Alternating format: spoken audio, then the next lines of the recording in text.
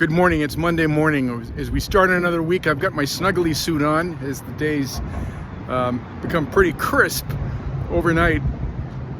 These are the days when we wear two sets of clothes, one in the morning and one during the day as it warms up. So the year is moving on. We started out this year with the theme of 2020 vision, with a desire to see things through God's eyes.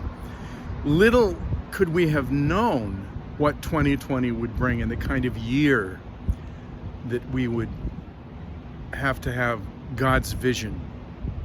And we really need to see the world, see each other, see the church the way God sees it during these times. With the coronavirus, now with the election and the violence and everything that's going on in our culture, it is a real challenge. But I want to challenge you this morning with the words from Ephesians chapter 3. In the middle of the book, after the deep theology of the early chapters and then before the application at the end, Paul stops in the middle and says this: "Now unto him who is able to do far exceeding abundantly beyond all that we ask or imagine, to him be glory in the church and in Jesus Christ throughout all generations." But the first part of that verse is the challenge. Now to him who is able to do far exceeding abundantly beyond all that we ask or imagine through the power that is at work within us. I forgot those words.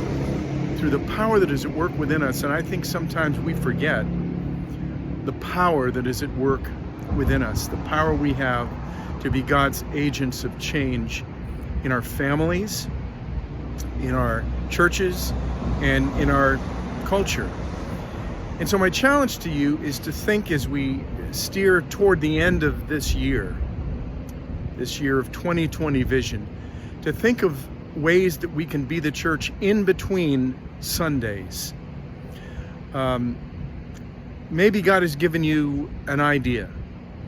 Maybe you've heard of an idea or have an idea of how we could be the church, how we could impact the people around us, how we could witness to them, how we could serve them during this difficult time. We read that the coronavirus, in addition to the terrible physical toll that it's taken throughout the nation, it's taken a toll on mental health. People are discouraged, depressed. Addicts are addictions are up. They're going back to using because of the difficult times we live in. So let's not forget the power that we have, the power that is at work within us to change. And I'd like to challenge you to come up with an idea or to share an idea on these notes as we go forward into the next few weeks. An idea for a project, a mission, a ministry, whether that ministry is simply prayer, a direction for prayer, or something that needs to be funded, some way that we can impact our community, some way that we can change our culture, be agents of change.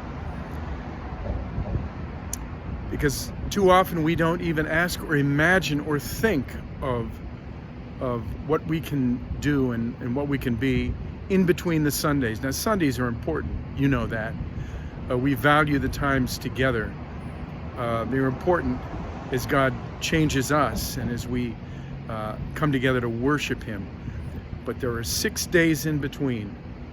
And so I want you to be thinking about it, praying about what we might do as a church to make a difference in between Sundays. And share those with me personally or with one of the elders. Share them in a comment on the flock note. And together we will make a difference. We will think and imagine and dream of what God can do through us. So God bless your Monday. And remember, this Saturday coming up is the prayer march in Washington, D.C. Be praying about that.